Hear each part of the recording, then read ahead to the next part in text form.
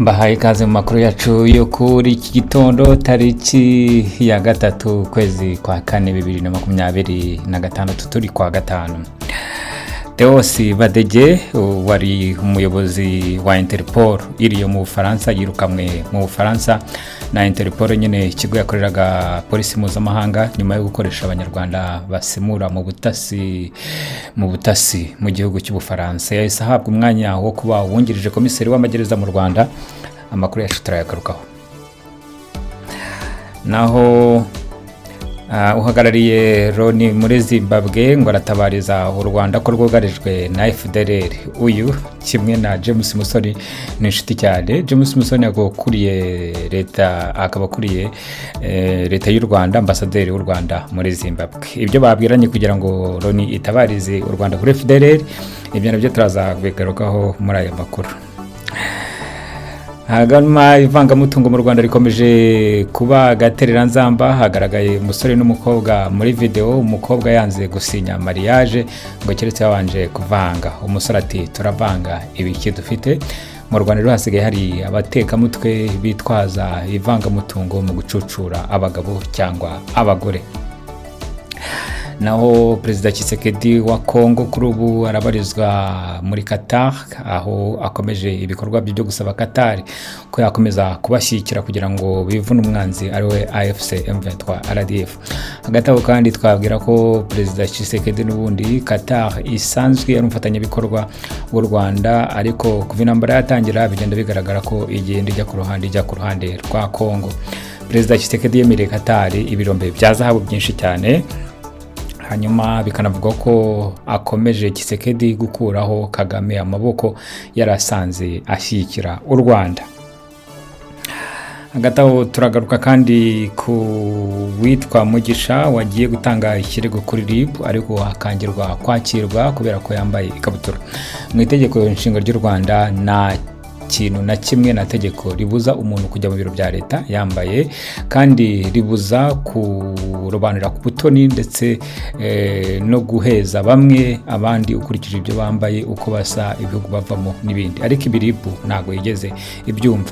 Uyu Mugisha ngo yaragiye gutanga ikirego nacyo gikomeye cyane, ikirego cy'abantu basokura umujyi wa Kigali bakubura, ariko umujyi wa Kigali ukaba ukomeje kubafata nabi, kutabahemba ndetse no kuba muri condition mbi cyane bashyirwa muri umujyi wa Kigali aho kubafata neza nyene. Mbahaye ikaze mu makuru yacu arambuye. Uwiteka akomeze abane namwe, hanyuma mukoresha subscribe na like kugira dukomeze gukubitira ikinyuma. Kubuye mbibutsa ko ari No Lie Talk Show, nta kinyama rero. Amakuru yacu tuyahere mu Rwanda. Ivangamutungo rikomeje kuba hagaterera nzamba. Hari abakobwa cyangwa abahungu b'imburamukoro basigaye bakoresha ivangamutungo bakitwaza amarangamutima yabo bagiye gukundana cyangwa gushakana kugira ngo bambure amafaranga. Ivangamutungo mu Rwanda iyo abantu basezerana bemerewe ivangamutungo risesuye, ari ryo aba batekamutwe babifuza. Ivangamutungo mu hahano bivuga ngo ibyabanje ntago bibareba, mugomba kureba ibyo mwazanye, ibyo muzakorera. Hakaba n'ivanguramutungo risesuye. Abatekamutwe rero bahitamo ivangamutungo risesuye uko ibindi byose nta nyungu babibonamo. Ivangamutungo rero hagaragaye umusore n'umukobwa muri video bari mu modoka ku mbuga nkoranyambaga. Umukobwa yanze gusinya mariage ngo keretse yabanje kuvanga umutungo usesuye. Umusore yamubazaga niba hari icyo afite yazanye kugira bavange, niba atabifite se baravanga iki. Umukobwa yabuze ibyo asubiza, ibintu bibagatera nzamba. Ni video yatembereye ku mbuga nkoranyambaga hose. Nyamara kandi iki kibazo gikomeje kuba agatera nzamba kubera ko na leta y'u Rwanda inekishinga mu mategeko yeretse kubyigaho, ivuga ko umuntu utabanye n'undi y'imyaka 5 kabone niyo mwavanze ivangamutungo risesuye nta kintu uzajya utwara. Akatari ko hari abavuga ko imyaka 5 nayo ari mikeya kuko uwagutekeye imitwe n'imyaka 10 yayimara. Ahubwo barasaba ko bamwe basaba ko ivangamutungo risesuye ryakorwaho hakasigara ivangamutungo muhahano, ibyabanje bikaba ibyabanje. Ngayo rero mu Rwanda rero n'ubundi kubera ubukene buri mu rubyiruko, abantu benshi baba abasore cyangwa abahungu basigaye binjira mu rukundo ari ubuteka mutwe bwo kubaho no gushaka amafaranga y'ubwesikuru. Reka tujye mu makuru yacu. Inkuru y'ingenzi, Theo Sibadege, uyu yari ACP. Theo Sibadege yirukanwe mu Bufaransa na Interpol, ni polisi mpuzamahanga ikunda gukurikirana ibyaha mpuzamahanga nyine, nyuma yo gukoresha umunyarwanda wakoraga mu busemuzi bw'ikigo gishinzwe gutanga ubuhunzi mu Bufaransa nk'ubutasi. Ngo uyu munyarwandakazi yajyaga atanga amakuru kuri Theo Sibadege, Theo Sibadege nawe akayatanga mu Rwanda. Akimara kwirukanwa rero yahise ahabwa umwanya wo kuba uwungirije komiseri w'amagereza mu Rwanda. Kuri Yellow Paper yasohotse byagaragaye ko Theo Sibadege abantu batari bazi nuko yahageze, yahise ahabwa kuyobora kumwungiriza w'amagereza wa komiseri y'amagereza mu Rwanda. Hagati aho twibutse ko Theo Sibadege yigeze kuba muri polisi y'u Rwanda, aho yakoraga muri kiriya kigo RIB yasimbuye ikigo cy'ubugenzacyaha cya polisi no gukurikirana ibyaha. Theo Sibadege ni umupolisi ku rwego hejuru wabanje kuba mu ngabo z'u Rwanda, nyuma aza kwimurirwa muri polisi, akaba yari yaragiye mu Bufaransa mu myaka 5 ishize, aho yakaraga nk'umuntu ushinzwe ibijyanye n'ibyaha by'amafaranga yo gukurikirana amafaranga n'iyozandonke. Mu mirimo ya Theo Sibadege rero, nubwo yirukanwe, yaje gushinjwa nyine kuba akorera urwego rw'ubutasi bw'u Rwanda, ndetse ahubwo akanabivanga agakoresha n'abandi bamutangaho raporo nayo igatangwa i Kigali. Amakuru atari ivumbire avuga ko Theo Sibadege yirukanwe nyuma y'uko ibiro by'ubutasi bwo hanze bw'Ubufaransa bitahuriye konekisiyo ye iri hagati n'uyu mukobwa bakoraga batanga raporo ku butasi bw'u Rwanda nabwo bwo hanze. Iyi nkuru tuzakomeza tuyibakurikiranire. Nawe uhagarariye UN muri Zimbabwe ngo aratabariza u Rwanda ko rwugarije na FDLR.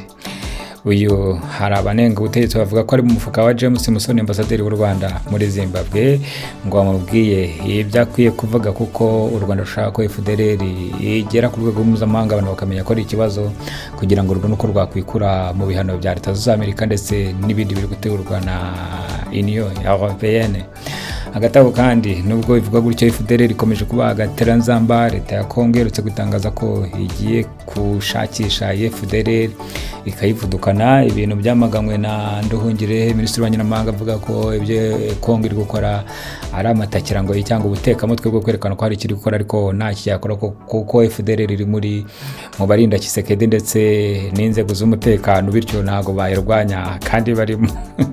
FDLR yakunze kuba ikibazo mu Rwanda, aho Perezida Paul Kagame avuga ko ingamba zose yashiraho z'umutekano ziba zigendeye kuri FDLR, ariko abasengura politiki bavuga ko FDLR yamaze kuba urwitwazo kuva 1996 kugeza ubu, ko FDLR nta kintu iri cyo, ahubwo FDLR yahindutse urwitwazo, yahindutse ibihwanye yo kujya gushaka ngo y'agaciro muri Kongo, kuyiba ayikoresheje. Izo mpamvu akaba ari itangwa kugira ngo Leta y'u Rwanda n'inyeshyamba zishamikiyeho zinjire muri Kongo, kuko nta bundi zakwinjirayo FDLR idahari cyangwa se batayivuze ko ariyo. Hari n'abavuga ko FDLR benshi batahuka, Leta y'u Rwanda ibafata ikongera ikabasubiza muri Kongo, akaba ari bo bakorera ubutasi ndetse bagakorana na Leta y'u Rwanda kumenya uko icukura mu y'agaciro n'uko Kongo iteye muri rusange. Ni ibirego ariko Leta y'u Rwanda yahakanye yivuye inyuma, ikavuga ko abo bayibeshyira ahubwo ari abanzi n'inyangarwanda.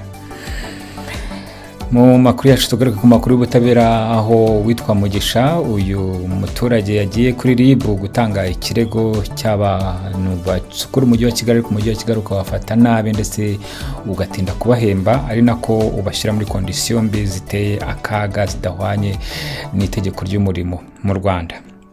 Hagati aho Mugisha ariko avuga ko byamutangaje ubwo yageraga kuri RIB ku Kimihurura, hanyuma bakanga ko yinjira ngo kubera ko yambaye ikabutura, ngo nta nubwo yatanga ikirego. Mu itegeko nshinga ry'u Rwanda nta hantu na hamwe itegeko rivuga ko nta muntu ukwiye kujya gusaba serivisi za Leta yambaye ikabutura, ndetse nta n'ahantu rivuga uko umuntu akwiye kugenda yambaye.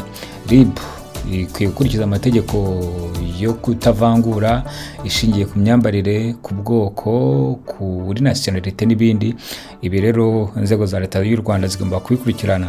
Nubwo bivuga gutya, uyavuga ko witwa Mugisha avuga ko yababajwe cyane n'iyi myitwarire yo kudaha umuntu serivisi bagendeye ku myambarire kandi bidakwiriye umunyarwanda ndetse atari umuturage ku isonga.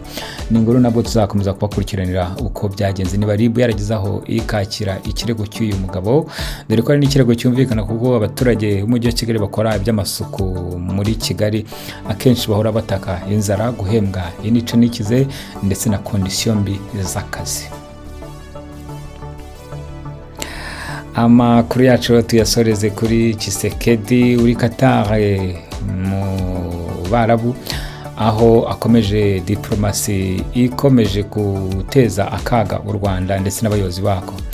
Abasesengura politiki bavuga ko Qatar ubu iri kumwe na Tshisekedi mu ngamba z'ubwirinzi ndetse n'ingamba zo gutsinsura AFC M23. Twabifite ko Qatar na Leta z'Ubumwe z'Amerika akenshi bakunda kuba ku ruhande rumwe. Perezida Tshisekedi yagiye akorera ingingo muri Qatar nyinshi nyuma yaho AFC M23 yari iri mu biganiro na leta ya Kongo muri Qatar, ariko bikaza gukubita igihweri kuko nta kintu cyavuyemo. Hagati aho Kongo irimo irashakisha amaboko yatuma AFC M23 biva muri Kongo ikabivudukana. Hagati aho ariko Muyaya nawe yongeye kurikoroza avuga ko u Rwanda na M23 bakomeje kwica abanyamurenge muri Uvira ndetse no mu Bukavu bakabata mu byobo rusange. Yorandi Makuru, umuvugizi wa guverinoma y'u Rwanda, ati vuga uvuye aho witubeshyera, twe turabanyamahoro kandi dutanga umutekano kuho turi. Uwiteka bane namwe, amakuru yacu nakagaruka. Bye bye.